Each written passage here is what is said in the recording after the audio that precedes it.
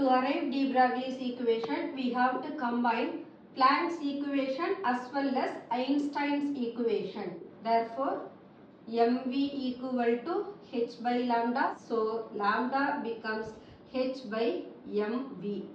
P equal to mass into velocity, that is momentum. So, we can modify the equation lambda equal to h by p. We know that half mv square equal to kinetic energy. V equal to square root of 2 into kinetic energy by m. Lambda equal to h by m into square root of 2 into kinetic energy divided by mass. So, square root of m இவங்களை simplify பண்ணோம்னா h divided by square root of 2 into kinetic energy into mass.